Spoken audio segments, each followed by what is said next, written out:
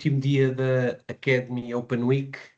A temática de hoje é Maçonaria das Origens à Atualidade, Perspectivas de Futuro. Temos connosco os professores Mário Ferreira e Carlos Goulart, coordenadores da nossa pós-graduação em Maçonaria e Sociedades Iniciáticas. Professores, uma das coisas que escreveram na sinopse deste webinar é que a maçonaria é geralmente falada e olhada por dois motivos principais. Quais são eles? E estamos todos na expectativa para saber mais sobre esta temática. Obrigado e bom webinar. Então, boa tarde a todos, e parece que agora é moda dizer a todos e a todas, para quem não sabe falar português correto, portanto, boa tarde a todos e a todas. Eu saúdo-vos e agradeço muito a vossa presença, mas eu daria a palavra primeiramente ao professor Carlos Goulart para ele abrir esta nossa conversa. E pronto, porque já vos vou torturar tempo suficiente a seguir. Professor Carlos, queres arrancar? Vamos embora. Muito boa tarde a todas e a todos e a todos. Faltam todos, não é? É um gosto estar convosco. Obrigado por terem participado aqui nesta nossa ação. Digamos que é aqui um pré-kick-off desta sétima edição que vamos realizar este ano, 7 anos seguidos. Tem sido um sucesso enorme, que nós, com alguma, enfim, vaidade, conseguimos levar para a frente e sempre com o intuito de esclarecer aquilo que falta ser esclarecido. Isto em termos dos lugares comuns que sempre ouvimos nos mídia e que levam a que haja uma imagem distorcida do que são estas organizações.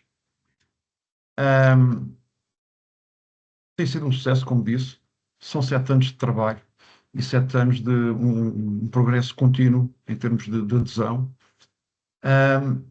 E que cada ano que começa,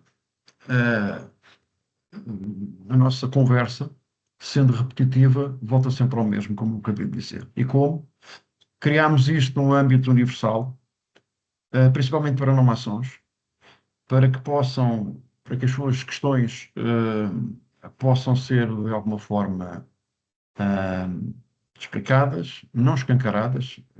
Tentamos dizer às pessoas o que é a maçonaria. Nós próprios continuamos também sempre a aprender o que é a maçonaria, mas no caso em concreto e das pessoas que só ouvem pelos mídias, muitas vezes, a maior parte das vezes, a maçonaria aparece nos jornais sempre pelos piores motivos. Quando se faz alguma coisa bem, a maçonaria, quando os maçons, quer de uma forma geral ou individual, fazem isso, é passado ali pelas entrelinhas ou nem é relevado. Não precisamos dessa relevação também. O que interessa é que as pessoas em consciência possam analisar, possam ter uma ideia própria, por forma a que os juízos que possam fazer tenham também avaliado o nosso contraditório relativamente àquilo que é dito. Por isso, quando decidimos em boa hora arrancar com esta ideia, peregrina, hoje já há uma certeza, felizmente, muito nos agrada, uma vez mais. Todo o ano renovamos esta esperança que as pessoas queiram continuar a serem elucidadas, a participar, a questionar, porque isso também nos faz crescer. E como um dos ditames da maçonaria, crescer interiormente para que possamos participar na construção de uma melhor sociedade. Eu penso que com este breve prelúdio, passaria então, para entrarmos já na matéria de facto, passaria a palavra ao professor Mário, para que aproveitemos a hora, os 45 minutos, aliás, que temos até ao próximo evento. Muito bem, então repito as saudações que faço, ou que fiz. Dizer-vos que sou, a par com o professor Carlos Goulart, o coordenador desde a primeira edição, como ele de resto, somos os inventores disto. Saúdo o Dr. André Ferreira por nos ter acompanhado nestes 7 anos com uma paciência absolutamente invejável, e Foi um também, gosto. obrigado, André, e também a doutora Celina Luís, que na direção, sempre que eu a tenho chateado, e não é muito, confesso, mas ela tem tido uma paciência fantástica. Portanto, à Autónoma Academy, o meu agradecimento por todo o apoio que nos têm dado. Não quero esquecer a sua dona Elsa Nora, que tem uma paciência fantástica a aturar-me e a atender o seu telefone pessoal. Bom, posto isto, sou historiador. Quando era menos usado, fui arqueólogo. Bom, e se há coisa que me chateia, entre várias, confesso, mas é a invenção de factos históricos. Chateia-me profundamente a invenção de factos históricos. E aquilo que se passa cada vez mais, e eu gostaria de dizer cada vez menos, mas não é, na maçonaria, é a vontade absolutamente ridícula, peço desculpa pelo termo, de inventarem passados que a maçonaria não tem nem nunca teve. Aqueles que, e eu peço desculpa aos nossos ouvintes brasileiros, porque eu sei que a história mítica é muito apoiada no Brasil e em Portugal também, note-se, em detrimento da história, da história. E qual é a história que os maçons adoram ouvir? Rapidamente. A maçonaria, bom, o James Anderson, que falaremos dele, disse que o primeiro maçom foi Adão. Foi, claro, sobretudo porque ele não existiu e, portanto, não havia maçonaria, portanto, está correto. Vamos falar a sério. A história, rapidamente, que os maçons gostam muito de ouvir contar é que a maçonaria nasceu nas guildas medievais. Alguns até conseguem ir às fábricas romanas. E que veio por aí fora, e à medida que os construtores das grandes catedrais foram perdendo a sua importância, porque construir catedrais não é propriamente uma coisa que se construa todos os dias. À medida que as catedrais estavam preenchidas, estavam construídas, eles foram abrindo falência e foram dando lugar à entrada daquilo que se chama erradamente maçons especulativos por contraponto aos maçons operativos. Então, aquilo que a história, não é? A história pretende que tenha acontecido é que as guildas, as lojas de construção destes construtores foram recebendo pensadores, livres pensadores, e que se foi transformando naquilo que é hoje a franco-maçonaria. A história é bonita, porém não é verdadeira.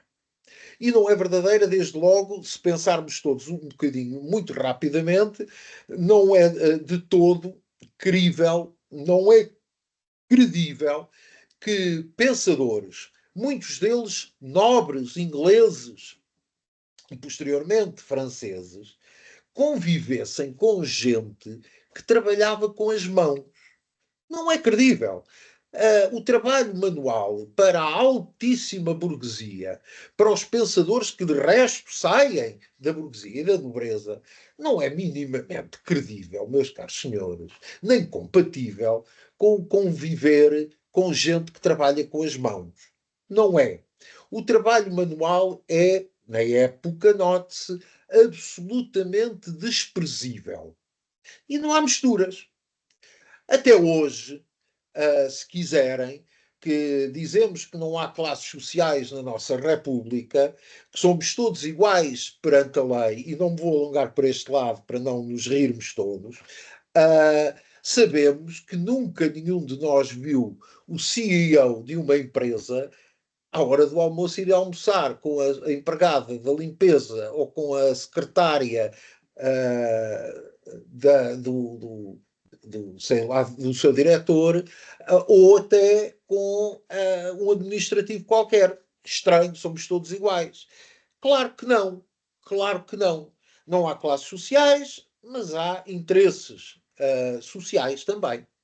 Ora, na Idade Média não há lugar a haver, não há lugar a haver esta miscigenação. Não há na Idade Média, não há na Idade Moderna e poderíamos até pensar se haveria na Idade Contemporânea. Mas pronto, quando é que nasce então a maçonaria?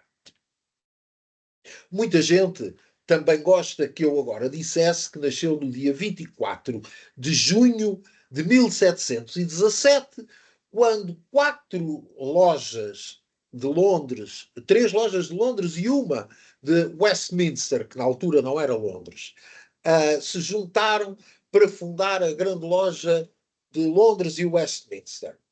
Gostariam que eu dissesse isso? Se quiserem que eu diga, eu digo, mas é mentira na mesma. A maçonaria nasce em data incerta, lamento. Não há nenhum documento histórico fundacional da maçonaria mundial, não há nenhum. Dizia eu, a maçonaria nasce ali por volta dos anos 30 da centúria de 600. Portanto, 1620, 1630, 1640, por aqui. Porquê é que ela nasce? Olha, ela nasce por vários motivos. Primeiros, talvez, e não necessariamente por ordem de grandeza ou importância. Estamos a sair de uma época que se chamou Revolução Científica. A Revolução Científica postulava, é a adolescência do racionalismo, ou a infância do racionalismo. Ou seja, postulava-se que há coisas que têm explicação, não dependentes somente, ou até necessariamente, da existência de um ser divino, de Deus. Há coisas que se explicam pela física, pelo racionalismo. E isto foi a Revolução Científica. Ou seja, tirou Deus como centro explicativo de tudo. E aí os intelectuais, que não tinham o mesmo nome de hoje, ou seja, não eram bem físicos, não eram só filósofos, era uma mistura de gente culta que tanto estudava medicina como física, como geologia, como antropologia, enfim, gente sábia à medida da época. Esta gente começaram-se a reunir para discutir. Bom, para discutir o quê? Primeira resposta: ciência. Ciência. Esta coisa que está a nascer agora. Ciência. Tirar, repito, porque é importante isto, retirar Deus como explicação de tudo e para tudo. E, portanto, esta gente é isto que vai fazer. Depois, a Inglaterra, eu estou a falar-vos de Inglaterra ainda, o que é que se discutia neste meio intelectual, sem dúvida nenhuma? A ciência, a política e a religião. Era isto que se discutia. Era política que se discutia. Porquê? Bom, porque a política e a religião, porque ambas estão muito ligadas ao trono da Inglaterra. Recordo-vos que grande parte da monarquia inglesa oscila entre o trono católico e o trono anglicano. Não vou dizer protestante, porque eles não são protestantes, são anglicanos, católicos, apostólicos, anglicanos, por contrapartida dos católicos apostólicos romanos. Bom, portanto, com o trono a ser discutido entre uns e outros, no que culminaria na proibição em 1701 da ascensão ao trono de Inglaterra de reis não de reis católicos, é normal que nestas lojas maçónicas, neste agrupamento, se discutisse religião e política. normalíssimo. Alguns de vocês, sobretudo os maçons aqui presentes, se é que há algum, estará a pensar, então, mas, por amor de Deus, quer dizer, este indivíduo não faz a menor ideia do que é que está a dizer, porque a maçonaria não se discute nem política, nem religião. Pois, mas é agora. É agora.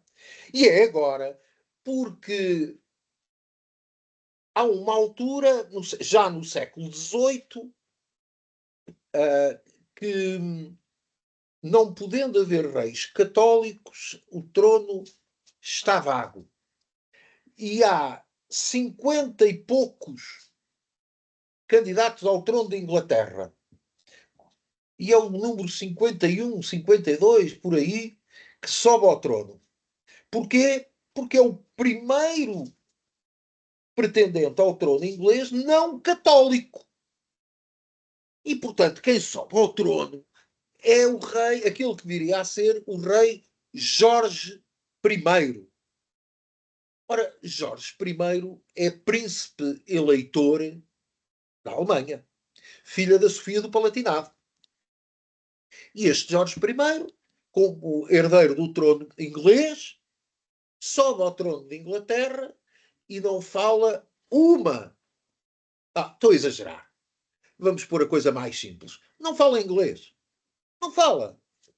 Fala alemão, fluentemente. Mas inglês, zero. É um homem velho. Ele tem 54 anos quando sobe ao trono. Aos senhores que estão aqui mais velhos, eu incluído, e que não se sentem velhos, continuem a não sentir, porque hoje não somos, mas na altura éramos. Na altura, dada a esperança média de vida, já estamos a dever uns aninhos à cova, não é? Portanto, Jorge I, na altura velho, alemão, não fala inglês, sobe ao trono de Inglaterra. Ora, quem é que está à volta dele? Os ingleses. Que, sim senhor, concordam que ele é herdeiro do trono, mas caramba, é alemão e não fala inglês. Já parecia a história do Ricardo Coração de Leão, que também não falava inglês, só falava, enfim, provençal, francês, vamos pôr assim que é mais fácil. Ora bem, este Jorge I não se deve sentir propriamente muito confortável a estar no trono da Inglaterra, sabendo que a qualquer momento podia ser menos agraciado, menos bem visto, para não dizer morto. Chega-lhe aos Ou ouvidos. ficar sem a cabeça.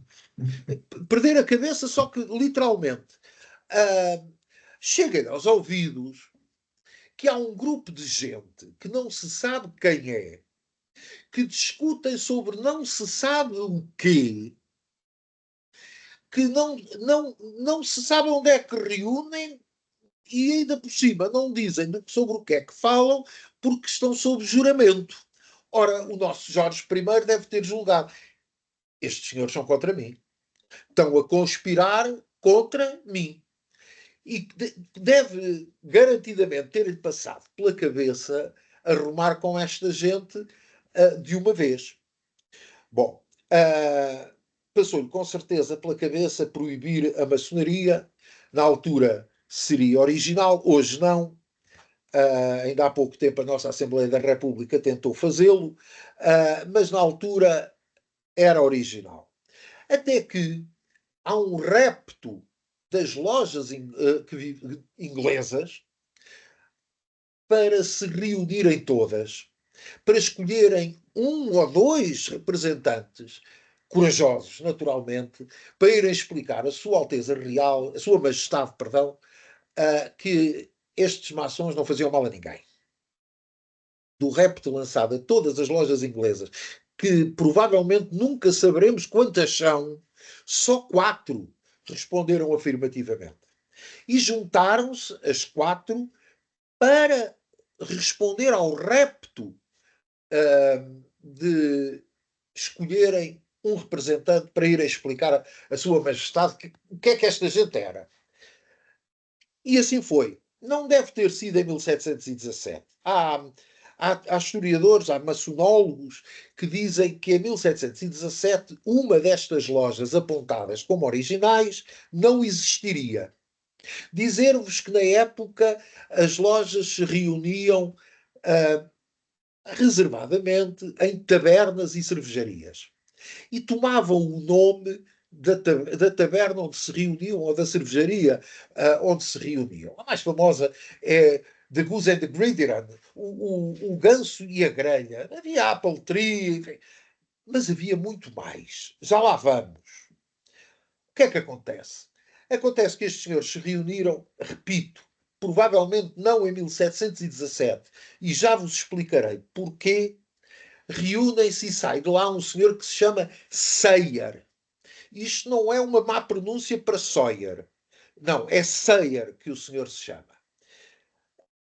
E vai à presença de Sua Majestade, o Rei Jorge I, explicar-lhe que são grupos de intelectuais, grupos de gente que estuda, que ama o saber.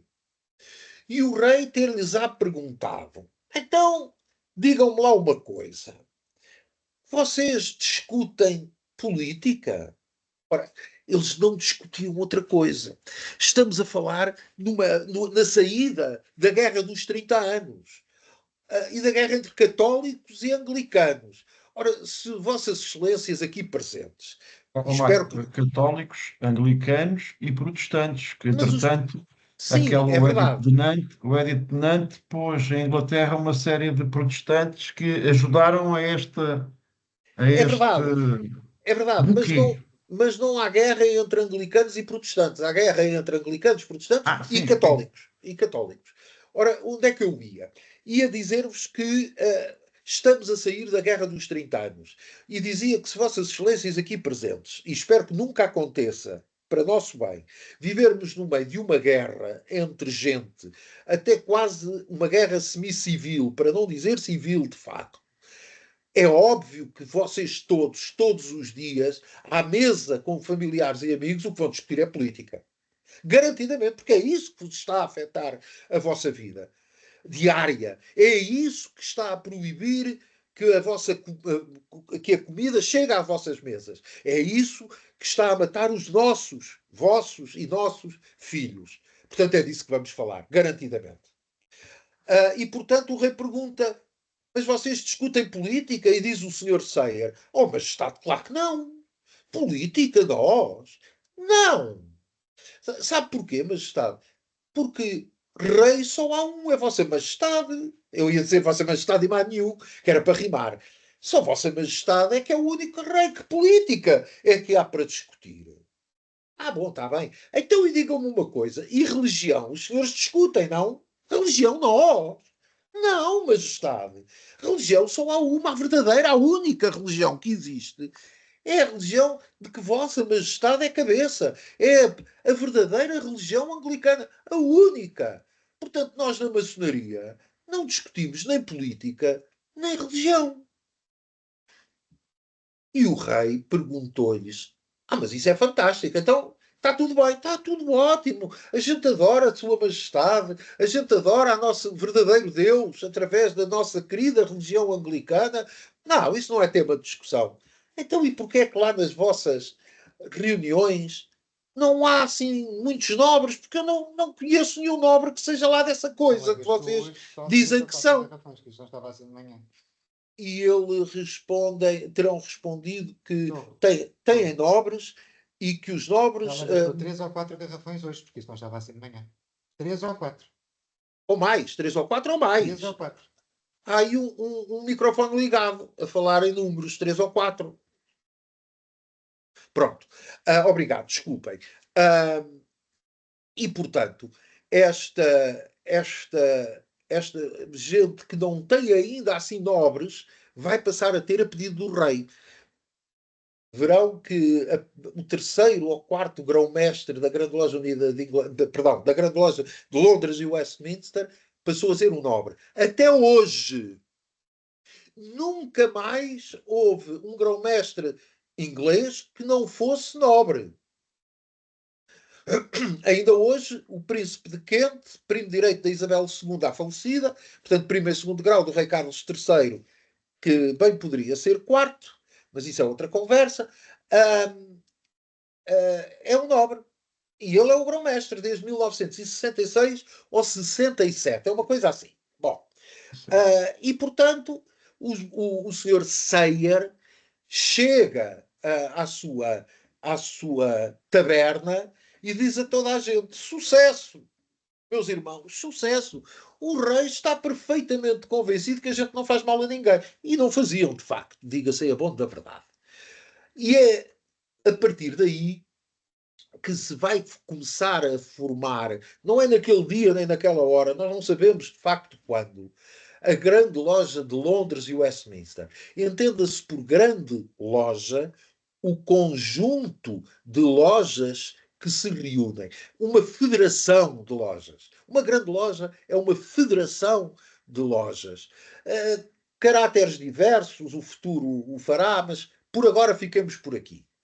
Bom, eu posso vos dizer que então não deve ter sido em 1717, não só porque alegadamente não existiria uma das lojas, como o primeiro regulamento desta federação sai em 1723. É a Constituição de Anderson, que não é de Anderson, nem é original, mas será ali de 21, 22, 23. Não é credível que haja uma grande loja, uma federação em 1717 que só vai ter regulamentos 6 ou 7 anos depois. Não faz sentido. Os homens em nenhuma época trabalham desta maneira. Assim que 3 ou 4 ou 2 homens se juntam, há logo regras. Portanto, não é crível que a grande loja de Londres e Westminster tenha surgido muito antes de 1721, 22, não é credível. E, portanto, é este o cenário que nós temos. Se reparassem nas estatísticas, estas 4 lojas, passados 5 ou 6 anos, são 130, se não me engano. E estão a pensar, 2 ou 3 anos, passam de 4 para 130. Isso é que foi iniciar malta, não é? Aquilo parecia uma fábrica de maçons. Não, não é. Não é. Sabe porquê que não é?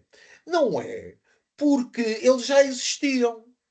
São as lojas que não responderam àquele primeiro repto de se juntarem para ir falar ao rei Jorge I, porque tinham medo que agora, vendo que o Jorge I até gostou da ideia e não lhes faz mal nenhum, que vão se filiar nesta federação. Portanto, as lojas não nasceram a partir de 1717, 21, 23. Não, nem pouco mais ou menos. As lojas vão nascer muito antes. Aquelas lojas que eu vos comecei por dizer 1630, 1640, 1650. Agora filiam-se porque já não têm medo. Vamos a ver, eu agora vou passar a palavra ao professor Carlos Goulart, porque ele tem um amor muito especial às Constituições de Anderson, e ele deve ter qualquer coisa a dizer sobre isto. Carlos, tu adoras as Constituições de Anderson. Bastante, bastante. Principalmente porque foram feitas em cima de alguma falácia e de aquilo que era mais propício, não só ao senhor Anthony Sawyer, não é? Continuo a chamar Sawyer, bem como ao seu partner Desaguiar, que era o homem que, lá está, protestante, foge de França com o Edith Nantes, em que os protestantes têm mesmo que fazer pela vida, literalmente, e vão para a Inglaterra, aliás, disseminam-se um pouco por toda a Europa, mas a Inglaterra principalmente, onde já existia alguma cultura maçónica. 1717 é a fronteira, e hoje vamos falar um bocado em fronteiras, quando falamos um bocadinho mais à frente aqui noutra coisa,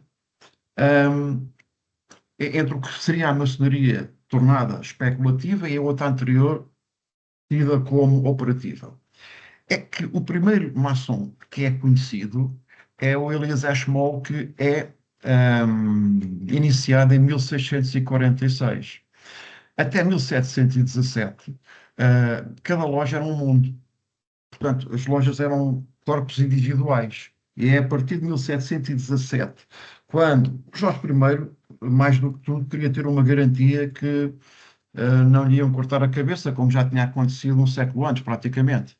E então, os meus inimigos, ou pseudo-inimigos, mais valem estar perto de mim do que longe de mim, porque assim, de alguma forma, ainda os posso controlar. E é assim que se dá esta diálise entre as duas coisas. A maçonaria que estava, de alguma forma, a organizar-se, e estas 4 lojas, pronto, não se sabe, como o Mário disse, se foi em 1717 ou 21, porque uma delas, a Taça e as Uvas, os primeiros registros da loja só aparecem em 1723. Depois há aqui, assim, estudiosos, não é o meu caso, em que tanto defendem uma coisa, 23 como 21, há livros, há discussões, há colóquios sobre o tema. Mas, juntas essas 4 lojas, não é? Nada como fazermos aqui um figurino para que toda a gente possa estar imbuído eh, da mesma forma de ver as coisas, que é subjugados, entre aspas, subjugados àquilo que vamos ter como uma lei. Ah, faz fé por toda, aliás, como o Mário disse também, 130 lojas. Elas já existiam, simplesmente existiam de uma forma camuflada e assim puderam ver a luz do dia. E para organizar isto tudo, um conjunto lá de maçons mais eruditos juntou-se para cranear ali um programa que fosse tido por todos para ser seguido dessa forma, para não haver aqui desvios a uma norma que se tentava implementar. E é assim que aparecem essas constituições de 1723, chamadas de Anderson.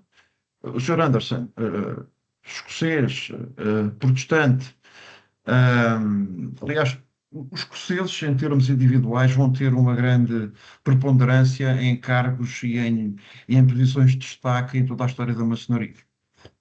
A maçonaria, acrescentaria eu agora, basicamente é a história do mundo a partir de uma determinada altura. Não há nada onde os maçons não estejam metidos pela sua ação, pela sua influência, não numa questão de poder, mas numa questão de. Falou-se aqui há bocado na Royal Society. Ela aparece em 1660, são eruditos, Newton e outros tantos fazem parte, e a partir daí o século XVIII, o século do iluminismo não aparece assim também por acaso. Há uma série de revoluções que têm tudo base em homens que pensam e que projetam de alguma forma o futuro. É nisso também que a maçonaria contribuiu. Agora, estabelecidas as regras, quem queria aderir, aderia. É nisto que aparecem então as tais constituições, deram o nome de Anderson porque foi o homem que deu a cara. Teve que ser um pouco ajudado por esse conselho de sábios, porque aquilo nunca mais saía e era necessário que houvesse um programa de governo, chamemos-lhe assim, para que cada vez mais se agregassem, que as lojas se agregassem. Contudo, isto tinha tudo para correr bem, mas começou por não correr assim tão bem e logo passado uns 7 anos depois do Sr. Anderson ter posto cá fora, não foi ele, mas pronto, com o nome dele, ter cá posto fora essas constituições. Isto porquê? Porque a história da maçonaria, desde 1717, tínhamos esta data como uma baia inicial. Até aos dias de hoje, é feita de homens, é feita de mulheres, é feita de pessoas que pensam. E, como tal, temos tudo para que haja, de vez em quando, alguns aborrecimentos entre os irmãos e que cada um depois decida o que é que quer fazer em relação à sua vida. O que é que acontece? Em 1730, há um ex-maçom que publica. Eu também depois já vou falar, quando falar nos landmarks lá mais para a frente, que é aqui que depois que há aqui também uma grande divisão, publica um livro da maçonaria dissecada em que escancara as portas da maçonaria e aos seus mistérios. Isto não caiu muito bem no poder vigente, Grande Loja de Londres e do Westminster, E isto foi o princípio do fim desta primeira fase que durou até 1751, quando eles se aborreceram de vez e houve aqui uma separação entre o que era punhos de renta, digamos assim, e o que era menos nobre. Não nos podemos esquecer que Londres foi devastada em 1666 por um incêndio que, de alguma forma, terraplanou a cidade. Era tudo feito por as casas eram feitas de madeira, e houve lá um padeiro, e isto não é nenhuma história, isto é mesmo sério, houve um padeiro que pronto, não teve cuidado com a padaria, lá com o que estava a fazer, e o incêndio foi de tal maneira devastador que não havia mão de obra que chegasse para que a cidade fosse recuperada.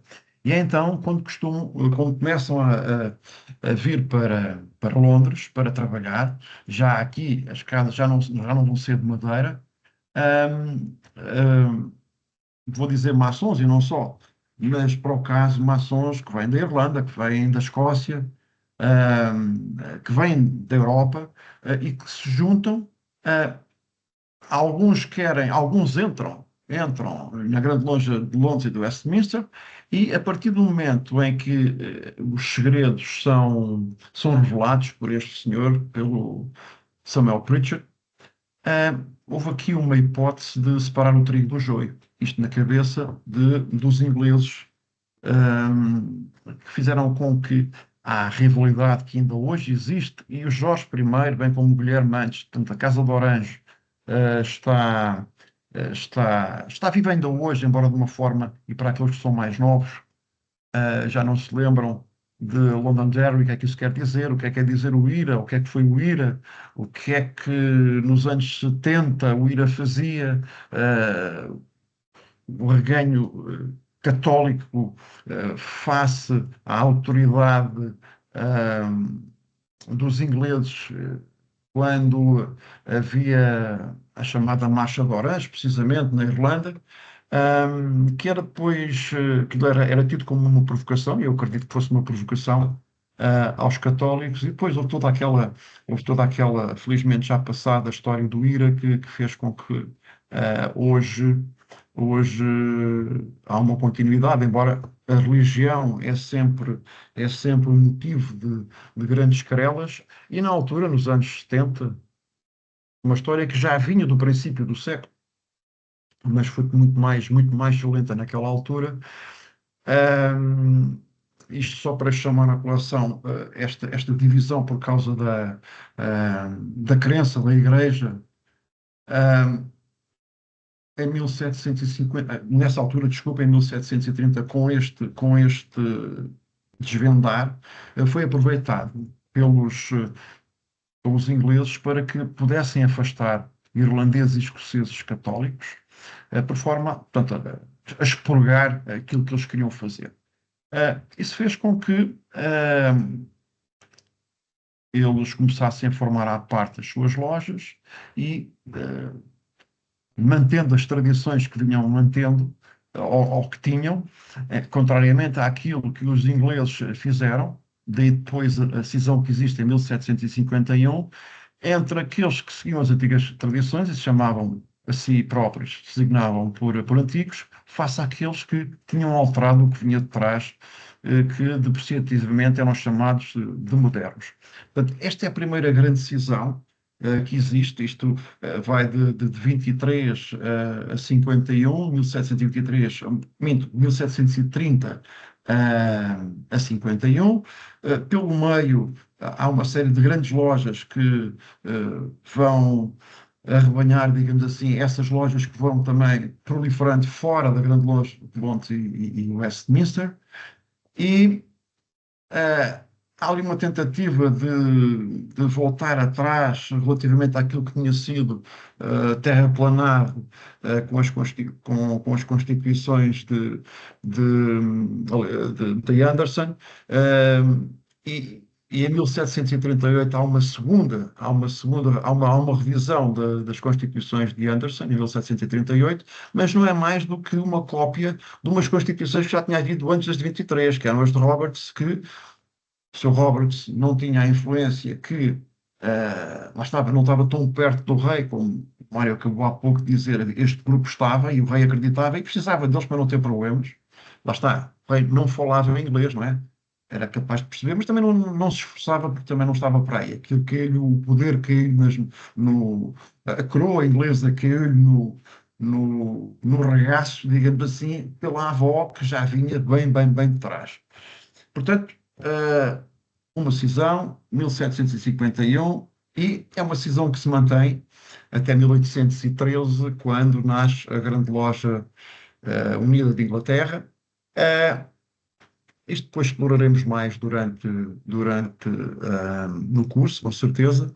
E, Mário, penso que deixa que me disseste relativamente, ou que me deste relativamente ao Sr. Anderson, eu não sou muito, enfim, fã do Sr. Anderson, nem da entourage onde ele pertencia, isto porque havia coisas que não de trás, nomeadamente as old charges, que também depois havemos de explorar, em que elas, sendo um princípio de condução de homens, foi suficientemente adulterado para que servisse os interesses da altura. E como já sabemos que os vencedores é que fazem a história, houve ali depois uma série de processos que deliberadamente foram deixados para trás.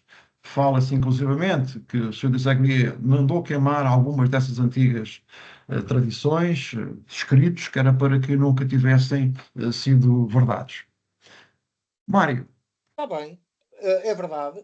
É verdade. E sendo assim, temos muito pouco tempo agora, mas eu vou acelerar a fundo, para aí. porque os pormenores todos, existe um ano letivo inteiro que vai começar em breve.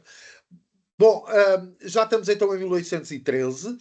Voltamos, avançamos. Existe agora a Grande Loja Unida de Inglaterra, nasce em 1813 pelo Tratado de União.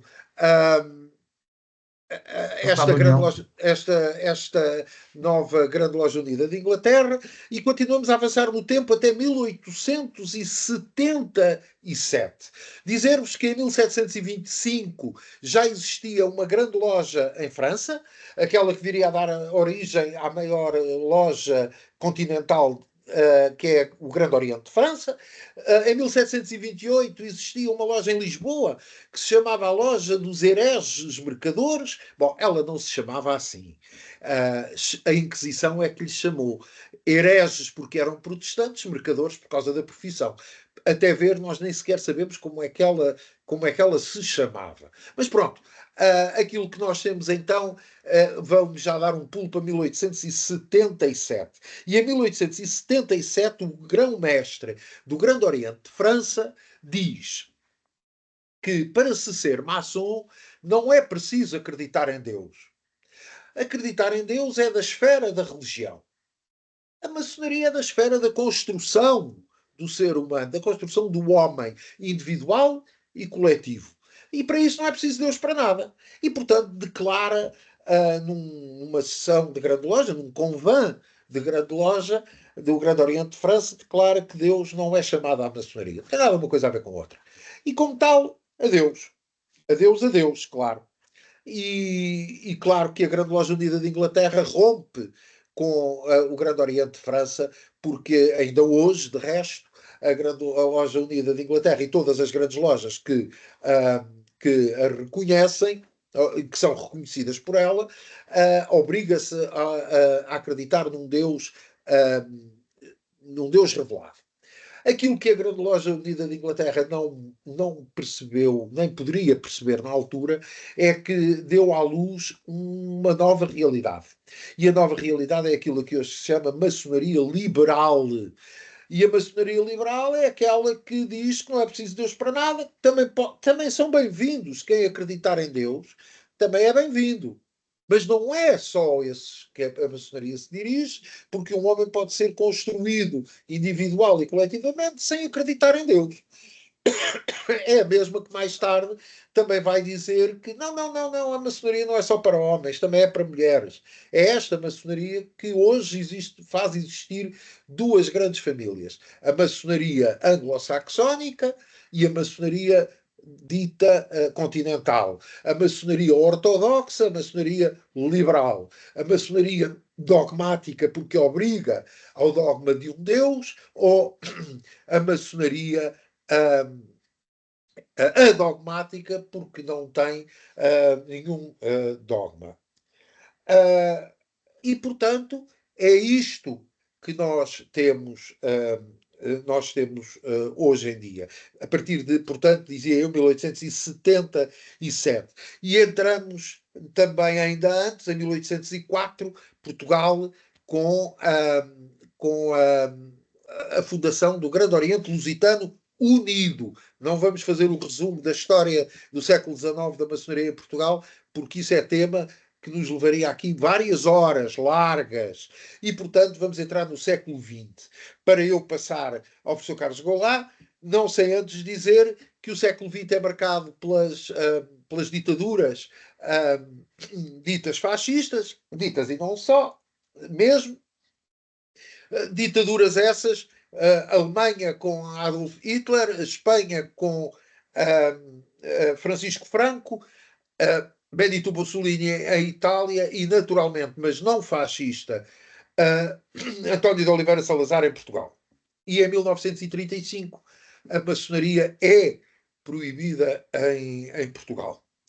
E é com esta proibição que eu entro no século XX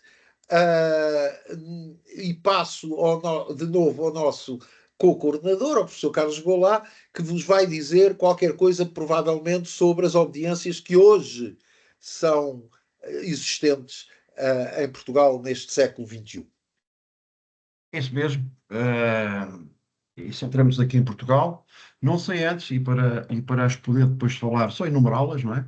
Enumerá-las e falar um pouco delas.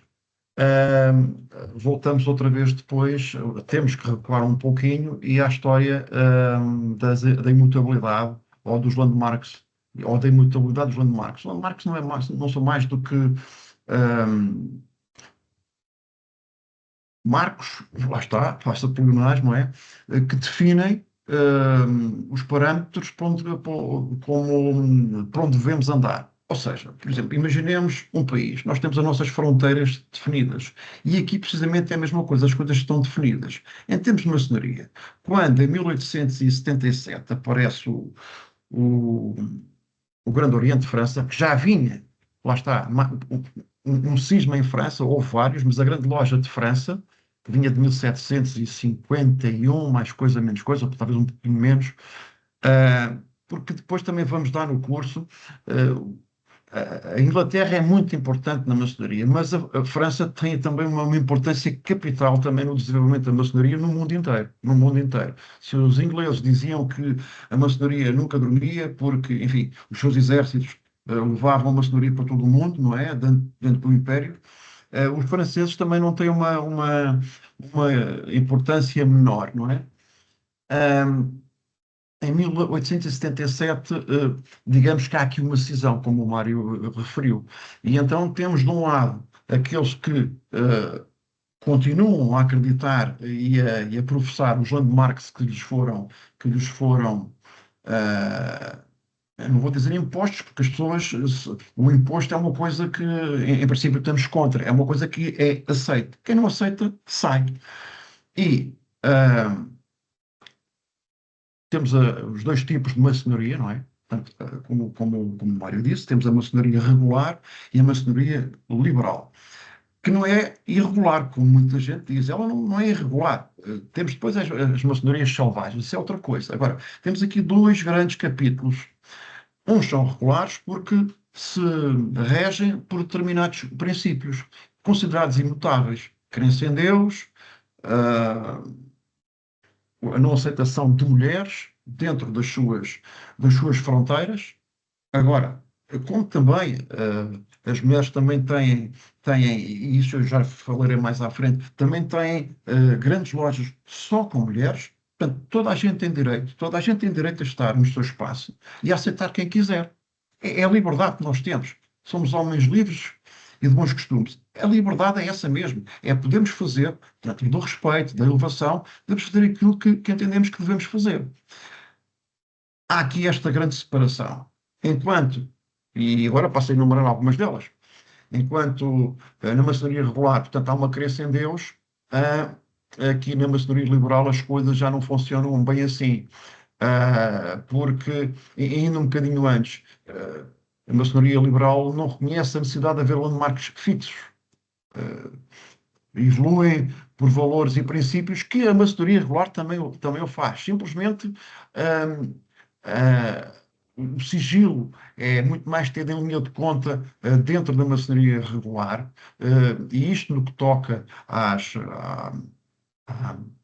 compromissos que existem dentro dos mistérios que a maçonaria utiliza para fazer passar a sua mensagem, que é uma mensagem de igualdade, uma mensagem para nos tornarmos melhores pessoas. Há alegorias, há símbolos, há lendas que são utilizadas, não é? Num misto de. É utilizada a Bíblia na maçonaria regular, também em alguma maçonaria liberal é utilizada a Bíblia, por forma a que se chamem valores com exemplos que muitas vezes não têm nada a ver com a Bíblia. Dentro da maçonaria, na maçonaria regular, a crença no ser supremo, portanto, o grande arquiteto do universo, é obrigatório. Enquanto na maçonaria liberal, cada um é livre de acreditar naquilo que quer. E, mas só mesmo assim, nós temos de ser donos de nós próprios. Outra diferença, e por causa disto, é enquanto na regular temos sempre algum ou os três volumes sagrados expostos, nomeadamente a Bíblia, que é aquilo que nós mais, a nossa base portuguesa, não é? Na maçonaria liberal pode não estar. Pode não estar. Pode estar a Bíblia, pode estar a Declaração dos Direitos do Homem, pode estar a Constituição, não é? Enquanto na maçonaria regular só está a Bíblia. Apenas o reconhecimento de 3 graus. 3 graus, aprendiz, companheiro e mestre, tal como também na liberal. Há aqui pontos de toque. Depois há as interpretações de cada um. E aqui depois há aqui uma grande divisão, que é a exclusividade masculina na maçonaria regular, enquanto a maçonaria liberal admite homens e mulheres, tendo de um lado só homens ou só mulheres, ou lojas mistas, mas reconhecendo-se entre si. Carlos, desculpa interromper, estamos mesmo a chegar acima do tempo. Eu perguntava-te, e hoje, como é que nós estamos? Que grandes lojas é que há por aí?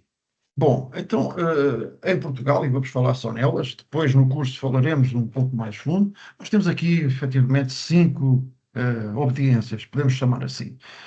Uma regular, porque é o compromisso que existe, é haver uma regular por país, e 4 liberais. E dentro destas temos o GOL, não é? Que é a mais antiga, temos a Grande Loja Feminina, o GOL agora, todos nós lemos os jornais de hoje, vemos como é que as coisas estão. A Grande Loja Feminina também aceita só senhoras, só mulheres. Temos o Direito Humano, e temos a Grande Loja Simbólica, quer da Lusitânia, quer da Portugal, que só recebe também homens, e a da Lusitânia, que tem lojas mistas, lojas só de homens e lojas só de mulheres. Estas são aquelas que efetivamente fazem parte de grandes grupos pelo mundo fora. Na maçonaria regular temos as comunidades lá do Brasil, da América do Sul, desculpem, CMI, enquanto, por exemplo, o liberal tem eclipses, enfim, o tempo urge, haveria muito mais para dizer, mas lá está, temos um ano inteiro para falar nestas coisas, e, em particular, dissecar aquilo que é possível dissecar, porque, embora sejamos, como é que eu ia dizer, achamos que a maçonaria deve abrir as portas à sociedade, mas não escancará-las. Não escancará-las.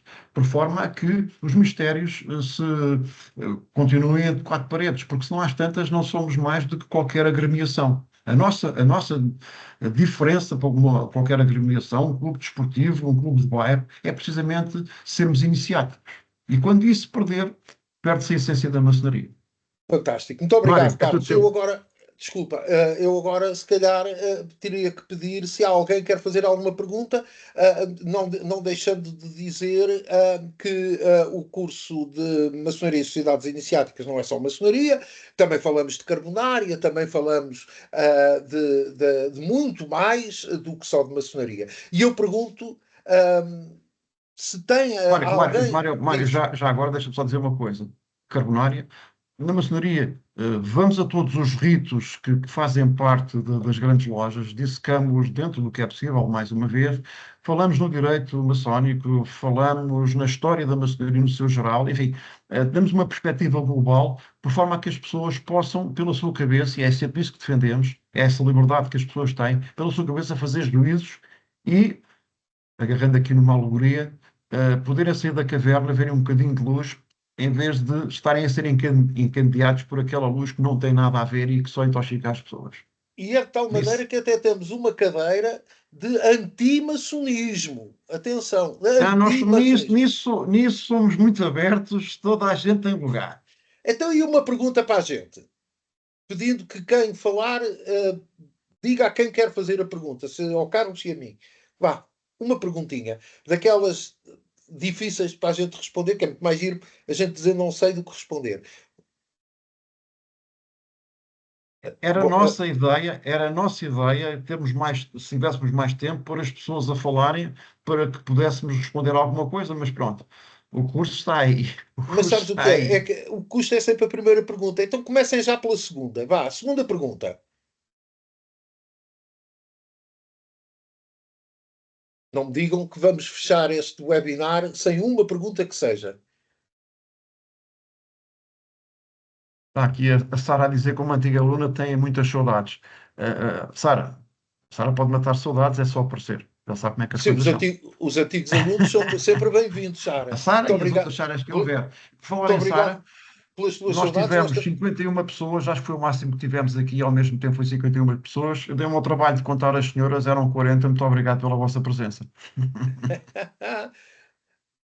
Sara, muito obrigado. Nós também temos saudades tuas, pá, parece. Aurélio, um grande abraço, pá. E Obrigado, mais? Aurélio. E perguntas? Uma perguntinha. Daquelas difíceis. Então, mas vocês são secretos ou afinal não são? Uma coisa dessas. Secretos é comida. Bom, Ficamos por aqui, não é? Parece que sim. Já não estão ali os quero. senhores a bater à porta, estão ali os senhores a Pois bater à é. porta. Vamos ver o que é que o Dr. André nos diz. Ele está aqui, pois está. Tecnologia, havia ali uma pergunta: tecnologia e maçonarias são opostas? Não. Tivemos na nossa última edição, tivemos precisamente um trabalho sobre isso. E acontece que O Adriano é nosso aluno, é nosso ex-aluno. Adriano, se a tecnologia e a maçonaria não pudessem coexistir, a gente não se conhecia, porque, porque o Adriano mora em São Paulo, eu moro em Lisboa, nós nunca nos conheceríamos se não houvesse a tecnologia. Se a sua pergunta é é para por quem. aí. É por aí, Tudo estamos bem. bem. Se a sua pergunta é outra, e eu sei que julgo saber que é, o Adriano é um indivíduo absolutamente fantástico, não é? Ele adorava provocar-me nas aulas, e eu adorava a provocação, devo dizê-lo. Se a sua pergunta é cairmos na palhaçada, peço desculpa pelo termo, de algumas agremiações que se dizem maçónicas, de andarem a fazer iniciações por internet, então são completamente contraditórias e não há tradição que nenhuma, não é? Esqueçamos isso completamente. Isso é uma palhaçada total e absoluta. Portanto, tecnologia e maçonaria não são contraditórias. Podemos fazer, na minha opinião apenas, podemos fazer debates entre maçons e lojas maçónicas e grandes lojas, debates sobre temas, como estamos a fazer este, só que não é debate que ninguém pergunta. Agora, iniciações, sessões, etc, etc, vamos lá esquecer isso, porque isso não é maçonaria, isso é palhaçada. também tenho saudades tuas e também tenho saudades do Nader, que até está a dizer que somos os dois muito bonitos. Muito obrigado, Nader. Não sei se os dois é o Carlos Golá e o André, se eu também estou incluído nestes dois. Mas pronto, vamos fingir que eu não percebi. Alguma pergunta agora? Mais? Para acabar? O Mário, uma pergunta de retórica. Quando é que começa esta edição? Talvez o André saiba melhor que nós. O André responde: a coordenação é que decide. Pronto, isto é sempre. Essa é fantástica. Muito Respondendo bem, ao muito Fuad bem. Haddad, olha, ao meu irmão, porque diz que, já disse que era Espera, do ó, Grande Mário, Oriente. houve aqui uma pergunta interessante do Tiago. Acho que tinha a ver com as idades. É Não, um mas dos antes disso, problemas. o Fuad está antes. O Ah, Fuad não está antes. reparei que eles aparecem meio aqui e depois desaparecem logo. Isto é uma área Não, o muito Fuad está antes. sensível e.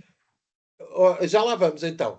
Ah, Irmão Haddad, ahm, aquilo que eu disse sobre a maçonaria brasileira é apenas do que discorre de conversas que tenho tido ou que têm tido comigo, irmãos brasileiros, que me dizem que a veia histórica está a ser, que está a crescer o gosto por ela, mas que ainda há muito a história mítica a sobrepor-se à história verdadeira e científica. Tal como em Portugal, de resto. Aquilo que eu lhe posso dizer é que estamos a trabalhar com irmãos do Brasil para em breve alargarmos esta pós-graduação, estendê-la com uma colaboração, a que a Autónoma Academy será obviamente chamada, a uma pós-graduação do Brasil. E depois temos muito tempo para falar sobre isso, se tudo correr bem. A média de idades, Carlos, antes que o André nos bata. a Não. média de idades, eu só posso falar daquilo que sei, é alta. É alta na grande loja regular de Portugal, é alta. E pronto, acho que isto é um traço comum à maçonaria universal. Em todos os países, os jovens hoje em dia têm outros afazeres e coisas que se interessam mais. Não sei se a maçonaria um dia enverdar pelo TikTok, pode ser que a média de idades baixe e ela se garanta. Mas também sei de TikTokers que quando experimentaram depois, como diria Fernando Pessoa, primeiro estranha-se e depois entranha-se, não é? É verdade. E Portanto, Em Portugal estamos com em Inglaterra, em Portugal, se calhar no Brasil, não sei, estamos com médias de idade muito altas. Dizer-vos que, rapidamente, porque está aí outra pergunta, que é fantástico, dizer-vos que há obediências que são novas, já foram aqui citadas. A obediência a que eu pertenço, por exemplo, tem uma e que não vou dizer, porque não estou aqui para fazer publicidade, não me apetece. Ahm, e vou-vos dizer que a média de idade anda dos 47 anos, o que eu acho muito bom, muito bom. O que é que podemos fazer mais? Olha, está aí o André Ferreira, que é um jovem, que não tem 40 anos, é inicial. É inicial, não custa nada. Grande contributo da maçonaria para a humanidade. Bom, ah, duas perguntas, a última muito sensível. O grande contributo da maçonaria para a humanidade. Pode ser ingênua a resposta que eu lhe vou dar, ao Sérgio, mas eu quero acreditar que é obrigar o ser humano a pensar isoladamente em conjunto. Isto é, tirá-lo de rebanho e deixá-lo estar em conjunto porque quer estar e sabe estar. Portanto, pôr um homem a pensar sozinho, sem andar uns não, atrás uns não, atrás. não abdicando da sua própria ideia, Claro, discordando do outro, defendendo. Isto é uma sem coisa que dúvida. parece um pouco esquizofrénica, mas é mesmo assim que deve funcionar.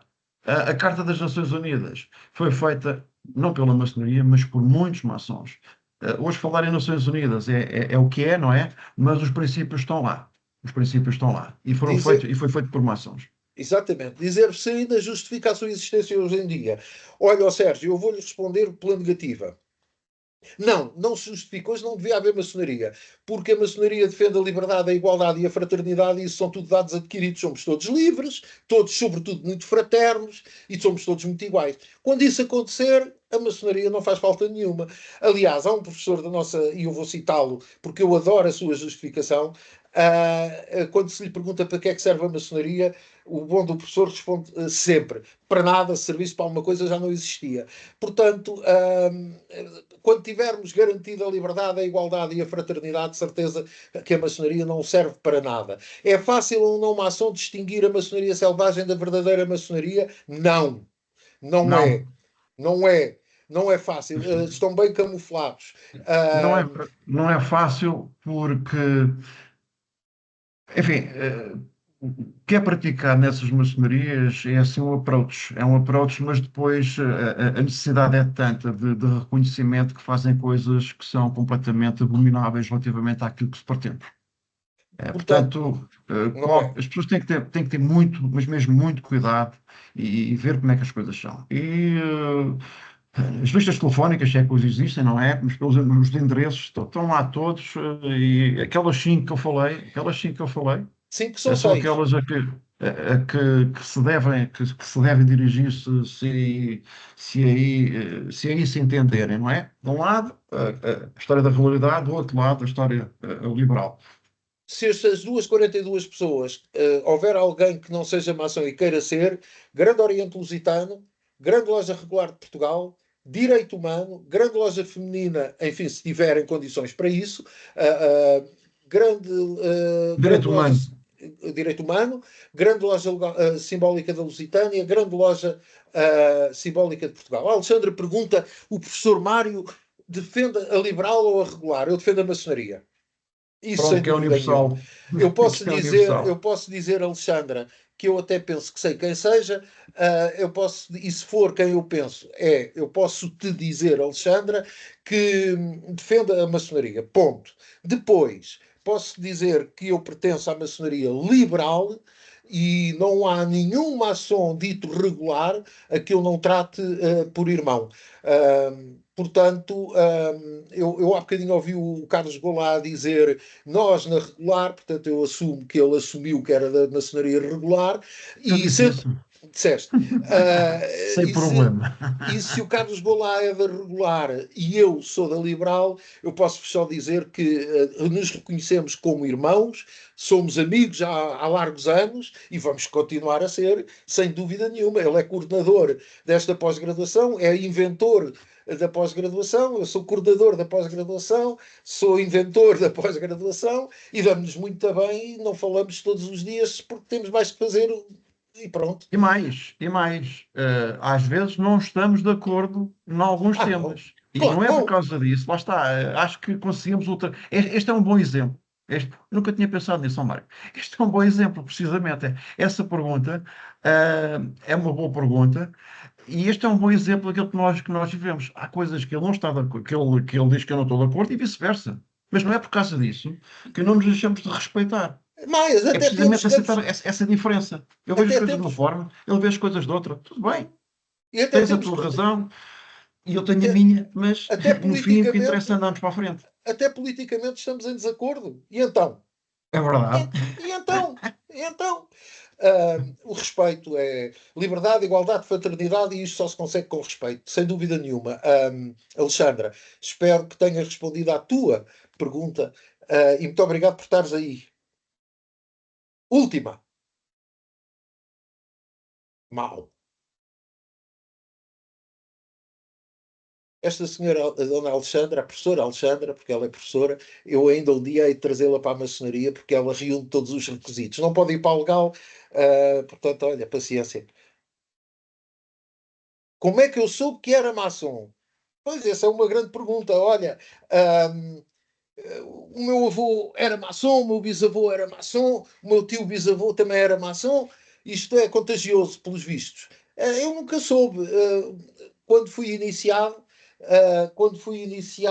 os meus irmãos desta época, um, eu sei que os seus Conheceram-se antepassados como tal. reconheceram-me como maçom, até agora não me retiraram o reconhecimento, eu vou continuar a ser maçom, até que a voz me doa, como dizia a Amália. O está-me a aparecer a imagem do André, quando ele aparece é porque me vai bater. André, parece que está tudo. Por mim, fico aqui a noite toda a ouvir-vos. Também não lhe gabo o gosto. Mas pronto. Então, se ele fica a noite toda a ouvir-nos, mais gente, Carla. Além de muito obrigado, queres dizer mais alguma coisa? Eu também sei quem é a Carla. É uma ex-aluna fantástica, absolutamente fantástica. Perguntas mais práticas. Há previsão de data de início? Pois. Confirmam-se que as É com o datas André, também... isto é com o André. Essa é com o André que ele vai remeter para a direção. Para a coordenação, peço desculpa. Mas eu arrisco. Antes do fim de outubro, provavelmente não. Portanto, fins de outubro, às quintas-feiras, entre as 19 e as 22 horas, eu espero por todos vocês. Se me quiserem só ir visitar, também podem ir às instalações da Autónoma, são absolutamente fantásticas. E confirmam que as aulas também podem ser online. Podem. E aquilo que vai acontecer as aulas só... Eu moro em Castelo Branco, estou aqui a citar um irmão nosso. Eu moro em Castelo Branco, não me dá jeito nenhum ir aí. Ou eu moro no Algarve, não sei se ela está aqui, não me dá jeito nenhum ir aí.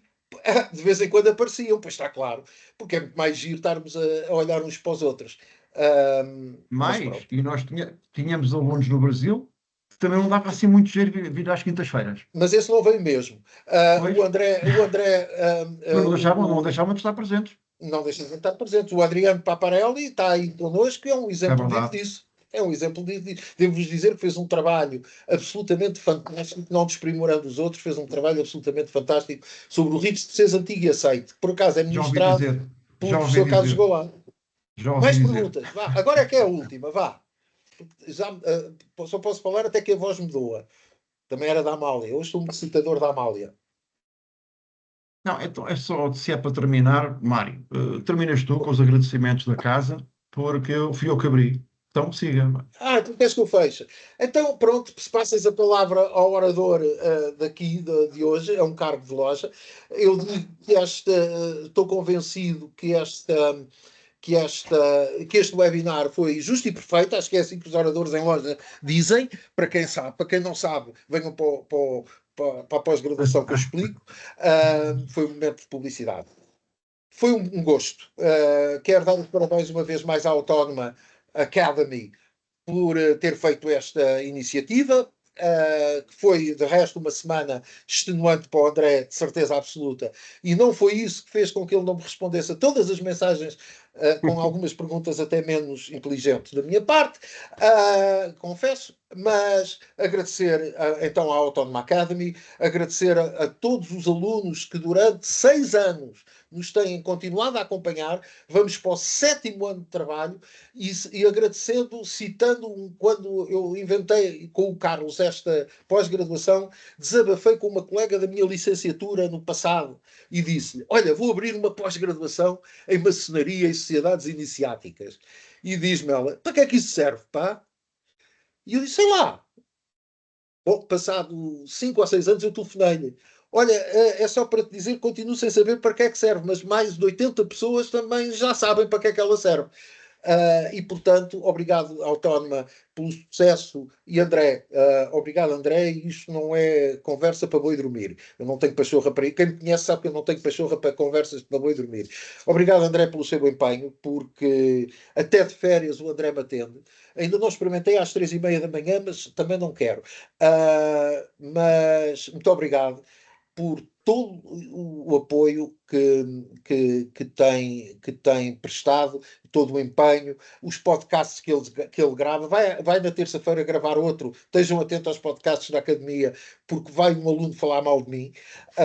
E, portanto, é sempre bom eu ter alunos a falar mal de mim. Estou habituado, pelo menos. E, portanto, muito obrigado. Diz o Tiago Frias que foi decididamente uma sessão justa e perfeita. Foi justa porque nós tentámos ser coerentes, foi perfeita pela vossa companhia. E como se termina sempre em maçonaria, disse. Do meu lado, quero agradecer as vossas palavras, estou aqui para isso também. Foi um prazer enorme estar convosco, com todos aqueles que assistiram a estes webinars.